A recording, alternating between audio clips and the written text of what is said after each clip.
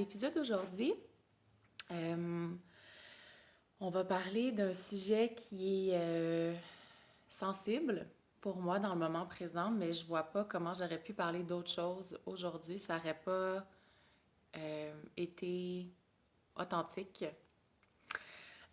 Donc, si vous me suivez sur les réseaux sociaux, vous avez peut-être vu que j'ai fait une fausse couche il y a 4 jours maintenant. Donc, c'est ça. Ça va être ça le sujet aujourd'hui. Donc, euh, j'aimerais ça vous partager. En fait, moi, j'ai fait une fausse couche il y a 2 ans et demi, la première, puis là, j'ai fait la deuxième il y a 4 jours. C'est des expériences qui ont été très similaires et très, très différentes. Fait que j'avais envie de vous partager, pour commencer, euh, ces deux expériences-là. J'aimerais ça après vous partager les cadeaux qui sont ressortis déjà. Et puis aussi qu'on connecte aux raisons, plus au niveau énergétique et non physique, de pourquoi il y a des fausses couches. Parce que je crois en ce moment, c'est 50% des femmes font des fausses couches, ce qui est énorme. Avant, c'était 30%. Donc, ouais, d'aller explorer un petit peu les raisons énergétiques, pourquoi il y a des fausses couches. Alors, commençons par le commencement. Euh, ouais, par où qu'on commence? Je vais beaucoup mieux aujourd'hui. Mon cerveau, il est encore un petit peu dans de la ouate. Euh, je me sens présente et pas 100% là. Fait que je vais faire mon possible pour que mes phrases s'alignent et fassent du sens. Donc, on va commencer par... je vais vous expliquer un peu comment ça s'est passé pour moi, la première fausse couche. Pourquoi? Parce que j'ai vraiment envie de faire un parallèle entre ces deux expériences-là euh, pour vous montrer comment en fait, tous les outils que je suis allée chercher depuis 2 ans et demi m'ont permis de vivre ces moments-là de façon tellement différente, tellement plus dans mon pouvoir, dans la présence, dans le respect de mon corps pour la deuxième fois. Donc, la première fausse couche que j'ai faite, j'avais déjà commencé à connecter à l'âme qui allait être là. Donc, j'avais reçu l'information qui s'appelait Nilam, c'était un petit garçon. À ce moment-là, j'étais avec mon ex et j'étais tombée enceinte 3 jours à peu près après qu'on se soit connus. Et c'était désiré, dans le sens où moi, je savais que j'avais déjà des petites âmes connectées à moi, fait que je l'avais nommé à mon ex que c'était une possibilité que je tombe enceinte assez rapidement, puis lui était correct avec ça.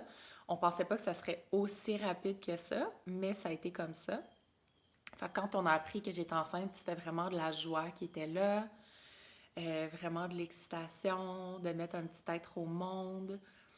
Et à ce moment-là, moi, j'avais des jumeaux qui étaient attachés à moi. Puis j'ai reçu l'information qu'il y avait un petit garçon qui voulait venir, donc une troisième petite âme, puis qui me demandait s'il pouvait euh, prendre la place des jumeaux. Donc, arrivé en premier, et moi, j'ai dit oui.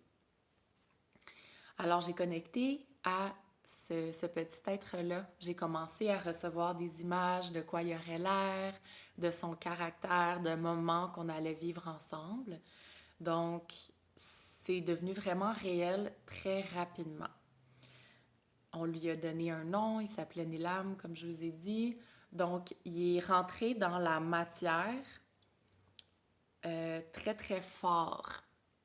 Donc, non seulement j'avais les symptômes d'être enceinte, et j'avais commencé à lui parler. Donc, quand j'ai commencé à saigner et à donc avoir les symptômes de la fausse couche, j'étais autour de la 11e semaine. On n'avait pas fait d'échographie parce que je voulais avoir une grossesse en dehors du système médical, donc accoucher à la maison seule, pas de doula, pas de sage-femme, pas d'échographie parce que j'ai la certitude, comme je vous l'enseigne sans arrêt, que mon corps a tout ce qu'il faut pour reconnaître ce qui se passe à l'intérieur de lui pour aller chercher ce dont il a besoin, ce que le bébé avait besoin. Et quand j'ai commencé à avoir les saignements, j'avais besoin de me sentir rassurée. Donc, on est allé faire une échographie à l'hôpital. Et quand on est allé faire l'échographie, on m'a dit que l'utérus était vide. Donc, il n'y avait rien. On voyait juste du gris. Pas de battement de cœur.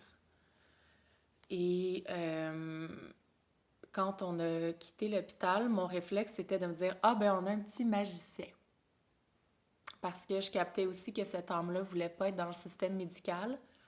Et l'infirmière qui a fait l'échographie m'avait dit que j'avais peut-être un utérus en cœur. Donc, l'utérus en cœur fait en sorte, je ne suis pas médecin, là, mais de la façon qu'il est positionné, ça se peut qu'en faisant une échographie, on ne capte pas le fœtus. Donc, il aurait fallu qu'elle fasse une échographie par voie vaginale que j'avais refusée. Donc, à ce moment-là, moi, j'étais dans le déni et je me disais qu'on avait un petit bébé magicien qui avait réussi à se cacher de l'échographie et donc j'aurais dû vraiment écouter mon instinct par rapport à ça et pas aller la faire. Et quand on est revenu à la maison, je me rappelle pas si c'est cette journée-là ou le lendemain, mais les saignements ont continué. Et là, j'ai commencé à avoir vraiment mal au niveau de l'utérus, comme quand on va être dans notre semaine, mais plus. Puis à ce moment-là, j'avais une amie qui était à la maison. Et moi, j'ai décidé qu'on allait magasiner. Fait qu'on est allé au HomeSense à Sherbrooke, magasiner des chapeaux puis des lunettes pour mon ami. Et je conduisais. Mon ex me disait, « Ben Marie, je vais conduire, c'est mal. » Non, je vais conduire. Donc, j'étais à ce moment-là en fuite. Au niveau des modes de survie, j'étais dans le mode de survie de la fuite. On est allé à la boucherie me chercher un immense steak parce que je voulais manger de la viande. Je ne suis pas quelqu'un qui mange de la viande souvent. Donc, clairement, mon corps savait qu'est-ce qui s'en venait, même si moi, je ne voulais pas le réaliser. J'ai mangé ma grosse pièce de viande et en fin d'après-midi, les saignements ont augmenté, les douleurs dans l'utérus aussi. Il y avait beaucoup de saignements, là je m'excuse, là, mais beaucoup de gros caillots de sang qui sortaient. Puis je me rappelle à chaque fois, j'essayais de voir si c'était un bébé. Et encore là, j'avais la certitude que mon corps allait être capable de libérer tout ça de façon naturelle. Donc je voulais pas aller à l'hôpital. On avait quand même appelé le 811 pour savoir à quel moment c'est dangereux. Puis là, ça fait longtemps, mais si ma mémoire est bonne, c'était si on remplit plus qu'une serviette sanitaire à l'heure pendant 3 heures, il faut aller à l'hôpital. Dans mon cas, j'ai étiré ça pendant 11 heures de temps. Et à 2 heures le matin, j'en pouvais plus, j'avais de la misère à être debout, tellement j'avais mal, c'était horrible. Donc, j'ai réveillé mon ex pour qu'on aille à l'hôpital. Lui, à ce moment-là, je ne savais pas ça et je ne comprenais pas ça, mais était en mode freeze, donc était complètement dissocié. Donc, ne pouvait pas être en présence pour moi parce qu'il n'était pas en présence pour lui. Et on est arrivé à l'hôpital, je me suis fait donner du fentanyl, réduire les douleurs. Ça a duré un autre bon 3-4 heures avant que finalement j'aille me faire opérer, donc faire un curetage, qui a ramené des mauvais souvenirs par rapport à se faire rentrer un cathéter dans la main. Je me rappelle pas. Je pense qu'ils m'ont fait. Je me rappelle même plus si j'ai eu une épidurale. Honnêtement, ça doit. Je sais plus. Je me rappelle pas. Mais de retourner dans le système médical après mon accident où je pensais que ça serait la dernière fois que j'allais dire subir. C'est un gros mot, que j'allais vivre ça. Il y avait quelque chose de quand même traumatisant et guérisseur de retourner dans le corps médical et que ça soit bien fait. Donc, ça s'est passé. Après ça, retour à la maison. Et le deuil que j'ai vécu s'est fait sur 2 ans. Ça a été un deuil qui a été excessivement difficile puisque j'avais déjà ressenti comment ça allait être d'être avec ce petit garçon-là. Non seulement à sa naissance, mais à 2, 3, 4 ans, de l'avoir vu. Puis c'est ça, de l'avoir ressenti dans tout mon corps. Mon ex et moi, on s'est séparés pas longtemps après. Moi, je suis partie voyager, explorer. Je suis allée au Costa Rica vivre pendant 5 mois. Ça a été 5 mois d'état très dépressif, de pleurer à tous les jours. Non seulement, tu sais, le deuil de cette grossesse-là, mais le deuil de toutes les, les idées, de toute la vie que j'avais imaginée. Puis souvent, quand on vit des deuils comme ça, c'est pas juste la perte de l'être, c'est tout ce qu'on a créé autour, qui est devenu réel pour nous, puis là, qui n'existe pas. Quand j'avais loué une super maison dans la jungle au Costa Rica parce que j'avais besoin de silence et d'espace pour vivre tout ça. Des fois, je me retournais puis je comprenais pas pourquoi l'enfant était pas là. Parce que je l'avais vu. Puis là, je le cherchais. Puis ça durait quelques secondes. Et là, comme je me réveillais pour réaliser, ben non, il n'y a jamais eu d'enfant. Puis c'est comme si ça hit encore. Puis la douleur revenait tellement forte. Fait qu'il y a eu un très gros processus de laisser aller pour ça, de pas non plus avoir pu vivre ce deuil-là à deux. C'est quelque chose que j'ai fait toute seule, a été vraiment difficile aussi. Fait que je vous dirais, c'est comme ça que la première fausse couche s'est passée. Et là, la deuxième, là encore une fois, je vous explique tout ça pour que vous voyez les différences entre les deux, puis voir comment, avec les outils que je suis allée chercher depuis les 2 années et demie, ça m'a permis de la vivre complètement différemment. Donc, avec mon amoureux présent, on a parlé d'enfants. Les deux, on voulait des enfants. Moi, ce que j'avais nommé, c'est que j'aimerais ça qu'on attende au moins 6 mois. Donc, attendre jusqu'à décembre pour laisser rentrer cette énergie-là parce que j'avais envie de profiter du temps avec lui, qu'on apprenne à se connaître, qu'on construise des fondations solides avant d'accueillir un petit être avec nous. Et surprise, ben 11 juillet, je fais un test de grossesse et je suis enceinte. Et c'est tellement de joie, des cris, des pleurs qui sont là quand je l'apprends. Et je ne sens pas d'âme. Donc ça, je te dirais, c'est la grosse, grosse différence entre les deux. J'ai pas senti d'âme attachée, je n'ai pas connecté non plus. Puis à ce moment-là, je me disais, est-ce que c'est parce qu'il n'y a pas encore une âme attachée ou est-ce que c'est parce que je me protège en sachant ce qui s'est passé la dernière fois et comment cette partie-là de laisser, on va dire, la création imaginaire de l'enfant aller. J'avais pas envie de le faire encore, donc je suis pas allée là. J'ai pas connecté à l'âme, on n'a pas donné de nom. Euh, J'avais l'impression que j'avais des jumeaux. Là, je me suis même fait dire que c'était peut-être des triplets. Donc, il y a quand même un, une image qui s'est créée, mais sans plus. Donc, on n'a pas imaginé ça serait comment. On avait commencé à regarder pour louer une maison pour revenir. Donc, c'était plus des préparatifs rationnels reliés à cette grossesse-là et non, on va dire, émotive. J'avais quand même connecté avec les fœtus pour réduire les maux de cœur. Donc, j'avais réussi à enlever les nausées. Puis là, petit aparté, je suis en train de créer un programme pour les femmes, pour les mamans, donc que ce soit enceinte ou que les enfants soient déjà nés. Puis un des vidéos, ça va être pour enlever les nausées, parce qu'il y a des façons d'enlever les nausées. Fait que j'avais réussi à enlever mes nausées complètement. Donc, j'étais juste dans un état de pur bonheur. Et rendu à la semaine 9, j'ai commencé à avoir un petit peu de saignement. Et là, j'ai commencé à avoir vraiment peur. J'avais un ami qui était à la maison avec moi, puis là, j'ai vraiment peur de commencer une fausse couche. Fait que là, j'essaie de trouver les informations sur Internet pour voir c'est quoi des segments abondants. Parce qu'ils disent, quand il y a des segments abondants, c'est dangereux, mais on ne sait pas c'est quoi des segments abondants. Mais je le sentais, puis encore une fois, je ne savais pas si c'était, on va dire, un écho du passé qui venait créer ces peurs-là ou si c'était vrai.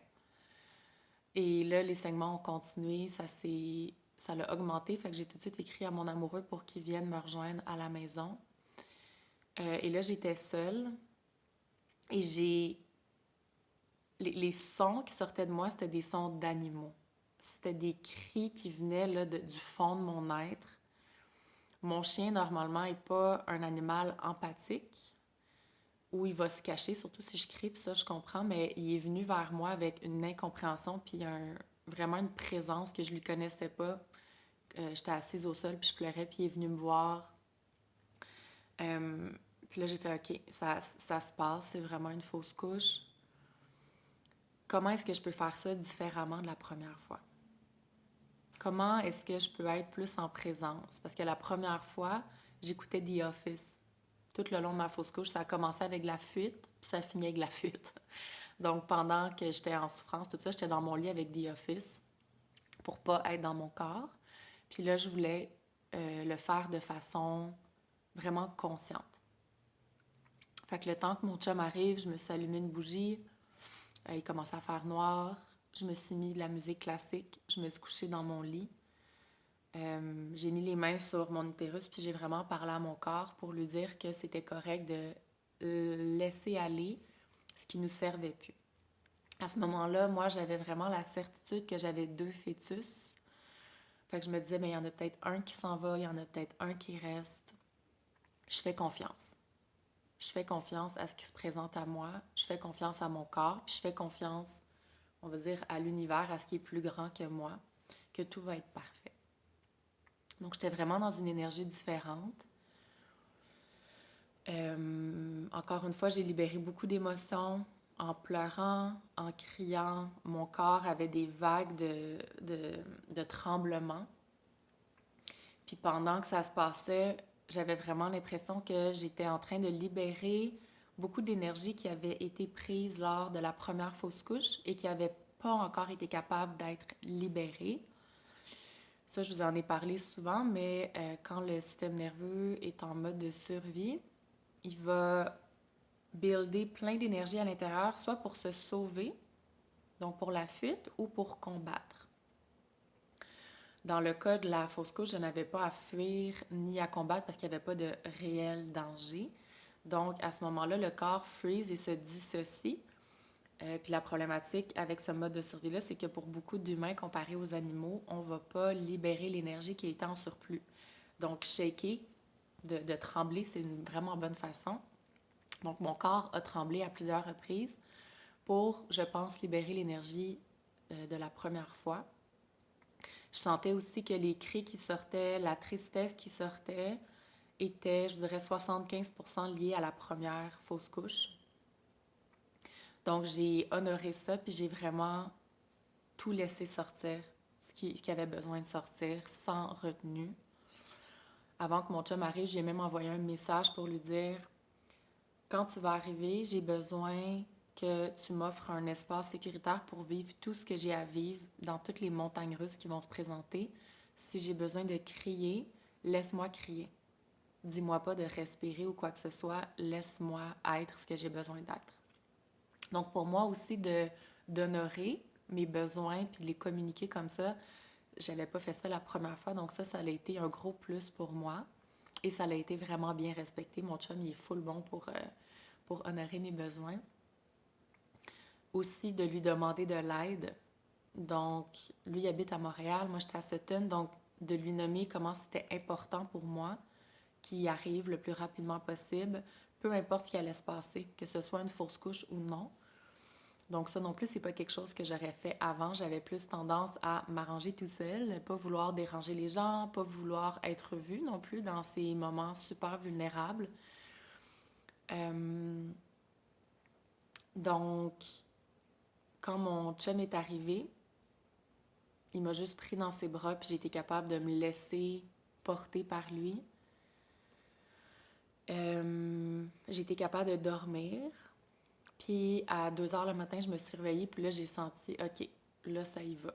Ça va sortir. Fait que j'y ai demandé, puis j'y avais nommé avant aussi. Si jamais je suis. Ça se peut que je sois pas en totale présence à cause de la douleur. Fait que je lui avais nommé que si après 3 heures de temps, les douleurs continuaient, les saignements continuaient, de me le dire, puis qu'on aille à l'hôpital. Donc, de créer ce cadre-là sécuritaire. me permettait d'être dans le moment présent, puis de prendre soin aussi de ma santé physique, parce que le temps n'existe pas, n'est-ce pas? Surtout dans des situations comme ça. Fait que je lui ai demandé d'installer mon tapis de yoga, des coussins, j'ai mis de la musique, mis des bougies, puis je me suis installée vraiment en présence avec la douleur, puis plutôt que d'essayer de l'éviter, je suis rentrée dedans. J'ai demandé à mon corps comment il voulait se positionner. Et ça a duré 3 heures de temps. Et à un certain moment, les douleurs étaient tellement fortes que j'étais en train de me perdre dans la douleur, ce que je voulais pas. Fait que j'étais assez présente pour m'en rendre compte, fait que je suis revenue avec mon souffle. Et j'ai commencé à chanter. Je canalise souvent des, des énergies différentes. Puis quand j'ai canalisé une énergie très masculine qui m'amenait dans des vibrations très, très basses, et quand je faisais ça, la douleur partait à 100%. Fait que j'ai vraiment chanté. De fait, chanter aussi, ça permet de s'assurer encore une fois que la respiration est régulière, profonde. Ça permet aussi que les émotions circulent, donc pleurer, crier. Et à un certain moment, là, j'ai réalisé qu'il était 5h30, donc là, ça faisait 3h30 en fait. Fait que je suis allée me coucher dans le lit, puis les douleurs étaient tellement fortes encore, puis je me disais, c'est pas vrai que je vais encore aller à l'hôpital, là. Non. Fait que je suis retournée à l'intérieur de moi. J'ai connecté aux douleurs. C'est très difficile de connecter à son intuition quand on est en douleur. Donc, la première chose, c'était de venir les réduire. Fait que j'ai connecté au niveau du dos. C'était vraiment le dos qui faisait mal.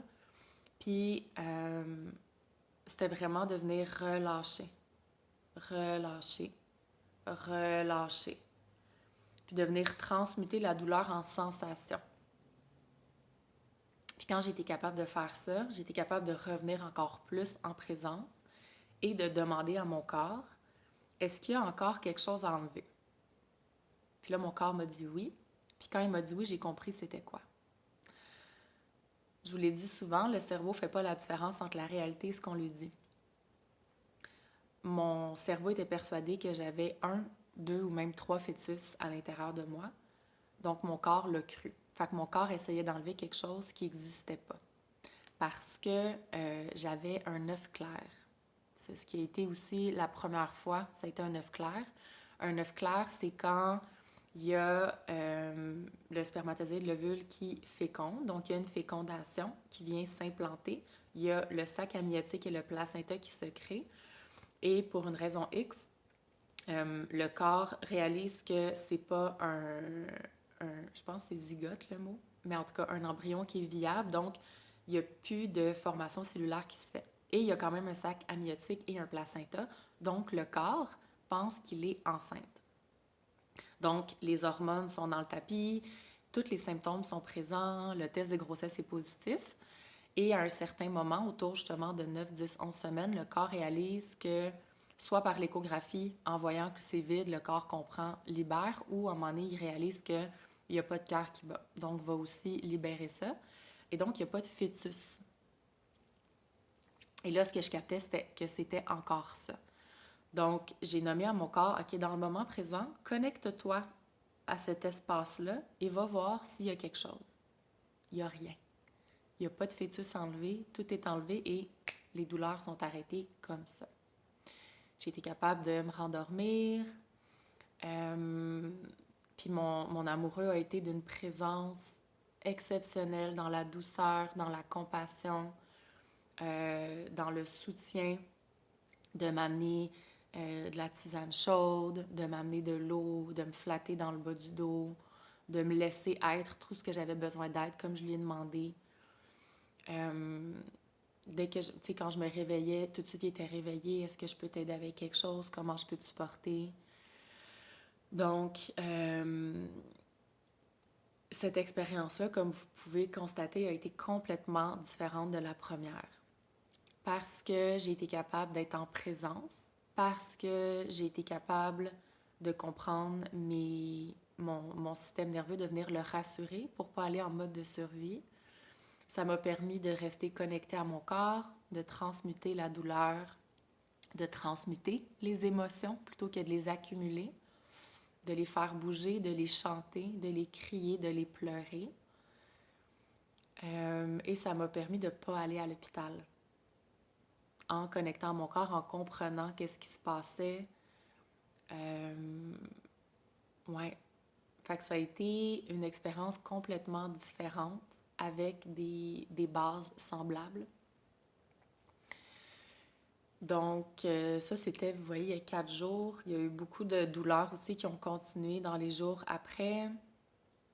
Euh, et aujourd'hui, dans le moment présent, je constate que de m'être offert, d'être autant en présence pendant l'expérience, malgré la douleur, malgré les souffrances aussi émotionnelles, d'avoir régulé les émotions au fur et à mesure, de ne pas avoir mis de barrage, me permet aujourd'hui d'être déjà en paix, je vous dirais, avec ça.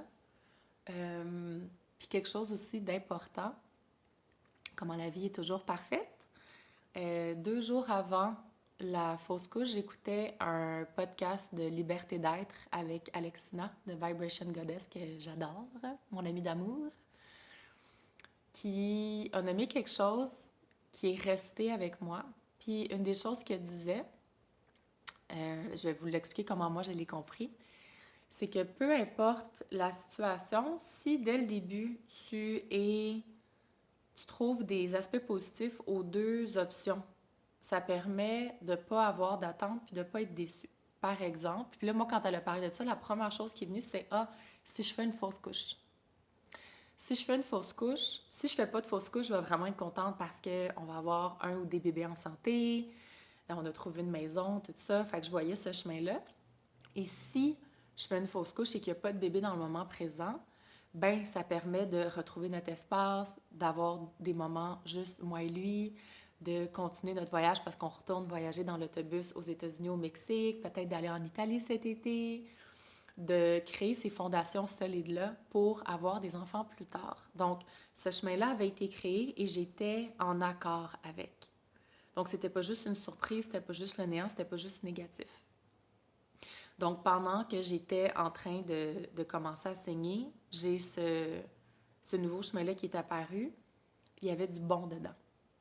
Fait que ça l'a vraiment, vraiment beaucoup aidé. Puis c'était pas de créer un chemin puis d'ouvrir des nouvelles probabilités, puis d'être négative. Avant, c'est comme ça que je le voyais. Là, ça l'a au contraire créé un chemin qui rendait la situation plus facile, si ça allait là. Et donc, il n'y avait pas de résistance. Ouais. Fait que rapidement, j'ai été capable de voir les cadeaux derrière la situation. Quand on vit quelque chose qui est difficile, que ce soit au niveau physique, au niveau psychologique, que ce soit une maladie, un accident, la perte de quelqu'un, de quelque chose, plus vite on est capable de voir le cadeau, plus vite on est capable de passer au travers puis de sortir du rôle de la victime, de rester dans notre puissance, puis d'accepter que c'est ça le meilleur choix. Puis moi, je sais que tout ce qui est arrivé dans ma vie, c'était pour le mieux. Toujours, toujours, toujours. Donc, en partant avec cette prémisse-là, ça allège beaucoup. Puis là, quand je dis ça, je dis pas de pas vivre les émotions. On peut accepter une situation et vivre toutes les émotions de, de deuil, de tristesse, de colère, de peur qui sont reliées à ça. Les deux peuvent coexister. Voilà. Et là, pourquoi il y a des fausses couches au niveau énergétique? Je vous dirais, une grosse différence pour moi, c'est si l'âme est déjà attachée ou non.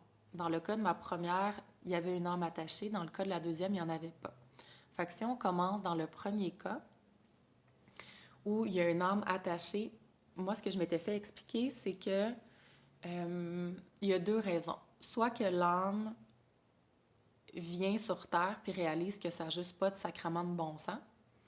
La Terre est une planète qui vibre très, très bas comparée aux autres planètes. On ne se cachera pas qu'au niveau planétaire, en ce moment, c'est très, très lourd. Il y a beaucoup, beaucoup de peur, il y a beaucoup de terreur. Quand j'enlevais avant les émotions pour les gens, beaucoup, beaucoup de gens avaient l'émotion de la terreur et de la panique qui s'attachait à eux au moment où ils arrivaient sur la Terre.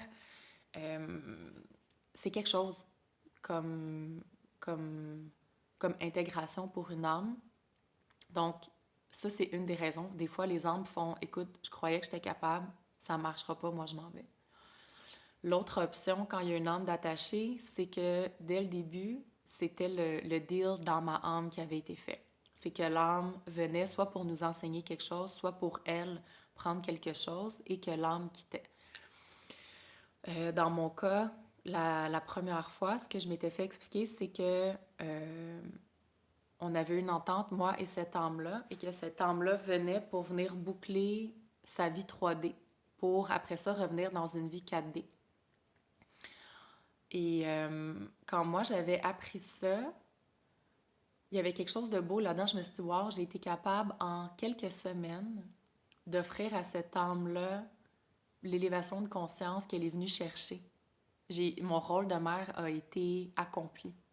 Fait qu'il y avait quelque chose de beau là-dedans et quand même très souffrant.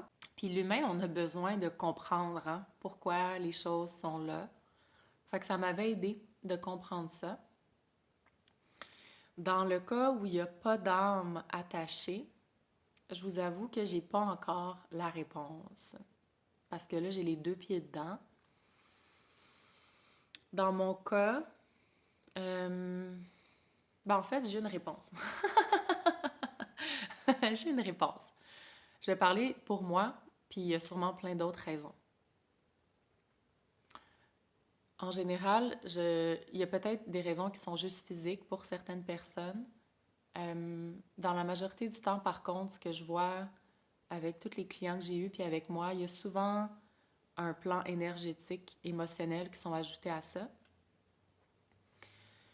Et par rapport, je reviens au système nerveux, ça a été démontré que le système nerveux, en fait le corps, s'il y a une grosse charge énergétique, émotionnelle liée à un événement traumatique, le corps va venir recréer cet événement-là pour décharger l'énergie qui n'avait pas été déchargée la première fois. Donc, dans ce cas-là, des fois, ça va être la même date, la même année, la même journée pour certaines personnes. Dans mon cas, ça a été encore un œuf clair à la 9e semaine, 10e semaine. Donc, puis je l'ai vécu, cette libération-là d'énergie qui avait été prise dans le corps, que j'avais essayé de libérer de plein d'autres façons, que j'avais enlevé plusieurs couches et je crois qu'il en restait une christie de grosse. Et mon corps est allé recréer la situation pour que je puisse enfin libérer cette énergie-là et faire de la place pour avoir une grossesse saine la prochaine fois. Donc, dans mon cas, pour le moment, c'est ce que je capte. Il y a peut-être d'autres raisons aussi, mais en ce moment, ça vibre pour moi. Ah, voilà. Est-ce qu'il y a autre chose? Ouais. Il y a quelque chose de... J'en ai parlé rapidement dans une story. La première fois que j'ai fait une fausse couche, j'ai choisi consciemment de me déconnecter de tous mes dons pendant une bonne année parce que j'étais en tabarnak que mes guides aient laissé faire ça. Que mes guides aient laissé un âme s'attacher à moi et l'enlever. Fait qu'à ce moment-là, je me suis dit, ben si vous me faites ça, moi, je décroche. Fait que j'ai tout coupé mes dons, puis je suis revenue dans mon corps d'humain pendant un an de temps. Et avant hier, j'ai réalisé que j'étais en train de faire ça. J'étais pas capable de connecter à mon âme, j'étais pas capable d'aller en visualisation, j'étais pas capable de connecter à mon corps. Et de prendre conscience de ça, j'ai choisi de reconnecter tout de suite. J'ai tassé justement l'écho, l'image du choix qui avait été fait la première fois. Parce que là, il y avait va dire, des éléments qui venaient réactiver ça. Ah, moi j'appelle ça des équations. Fausse couche égale déconnexion des dons. C'est ce qui s'était passé la première fois, fait que le corps avait refait la même équation. Donc là, consciemment, je suis venue la défaire et de plutôt me dire, bien, comment est-ce que je peux utiliser cet événement-là pour mieux comprendre qu'est-ce qui se passe en énergie, mieux venir supporter des femmes qui vivent ça. Donc, ouais, ça a été un gros morceau aussi de réaliser ça. Puis encore une fois, le fait d'être en présence, je suis allée aussi chercher de l'aide pour aller comprendre ça parce que toute seule, je n'étais pas capable, je me sentais prise. Donc, d'aller chercher une aide externe aussi, c'est toujours bon. Tu sais, dans des moments où on vit des choses très, très difficiles, on n'a pas à tout faire seul. On a beau avoir tous les meilleurs outils, d'aller chercher un petit coup de main, d'aller se faire offrir des miroirs, des nouvelles perceptions, perspectives. Ça aide vraiment beaucoup. Puis de prendre le temps. Tu sais, là, moi, c'est ce que je m'offre dans les prochains jours, c'est du temps. Il va sûrement y avoir des vagues d'émotions qui vont arriver encore, d'offrir l'espace pour que ça arrive, pour que que ça se dépose. Fait que si c'est quelque chose que tu as déjà traversé, je suis en train de monter un programme pour les mamans, comme je disais tantôt. Puis là, il va y avoir quelques vidéos sur la fausse couche, n'est-ce pas? Pour justement venir peut-être libérer. Des fois, moi, je l'ai vu avec des clientes, l'âme est encore présente. Vu que l'âme est encore présente, on ne peut pas retomber enceinte. Donc, de venir nettoyer l'espace de l'utérus, venir reconnecter l'utérus au cœur, à la tête, de venir créer cet espace d'où il est là pour le prochain bébé, s'assurer que toutes les énergies sont libérées. Fait que je vais vous tenir au courant. Voilà. Plein d'amour. Bonne journée.